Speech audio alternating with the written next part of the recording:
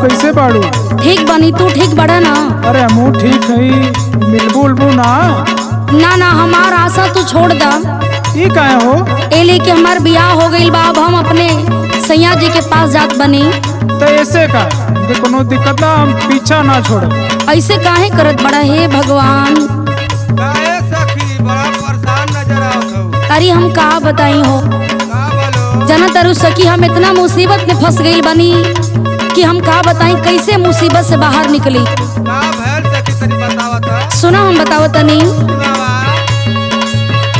प्यार यारो करेला, प्यार भतरो करेला, दोनों ओर से आग बराबरे लागल बा। सोची सोची के सखी मोरा जियरा डरेला।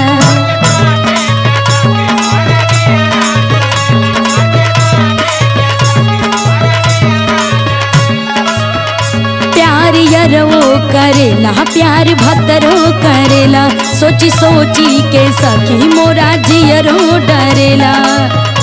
जब मैं भई सयानी हुई दीवानी, बढ़ा करप्शन रे। जवानी चिलपोए, जवानी चिलपोए मोर भाईल पतर की तोरे चलते रे।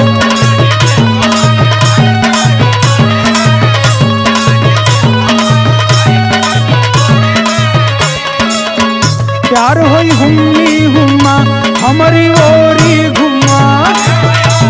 ई कुल कतासा तू एकदम में छोड़ दा, हमके परेशान मत करा।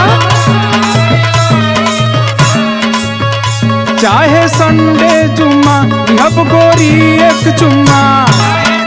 अरे बाप रे, बड़ा चालाक बड़ा।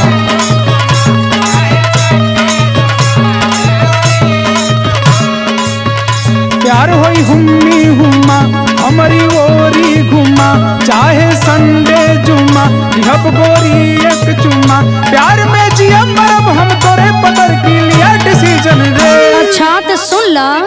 जवानी चिलपोए, जवानी चिलपोए मोर भाई, समर का तोरे चलते रे।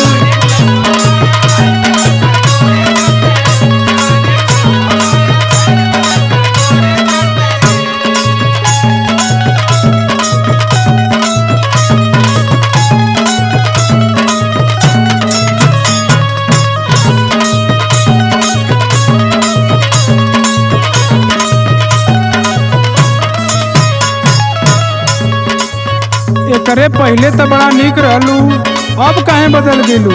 अरे अब पहले के बात कुछ और रहल, लेकिन जब बियाह हो गईल बा तो हम केहू का अमानत न हो गईल बनी। अरे सुना, बोला। काहे करेलू गोरी आना कानी?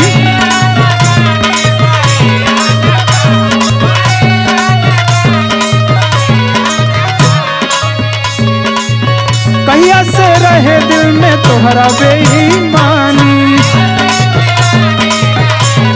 अरे ऐसन बात नहीं थे।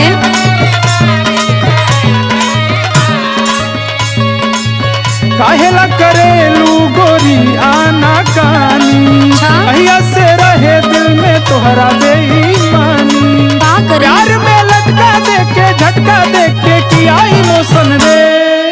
जवानी चिलपोए, जवानी चिलपोए मोर भाई, समर का तोरे चलते रे।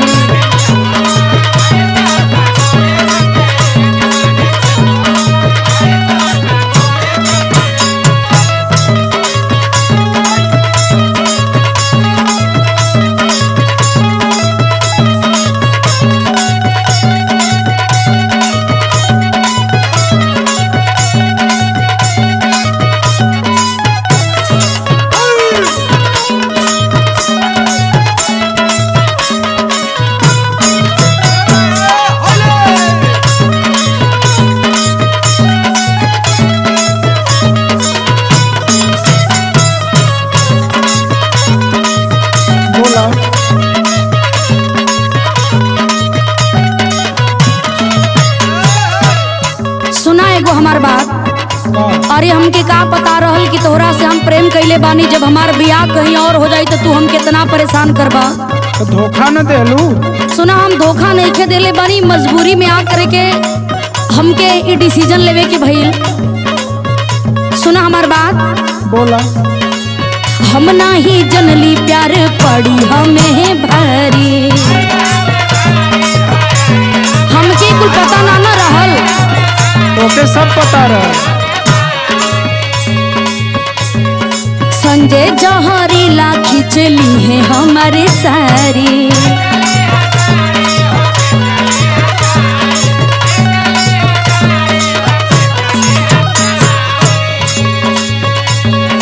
हम नहीं जननी प्यार पड़ी हमें भारी। संजय जहरीला खींचली है हमारी सारी, पारस पहचान से कह के मुक्तर डब्बू लिया डिसीजन रे। जवानी चिल पोए मोर भइल पतर की तोरे चलते रे।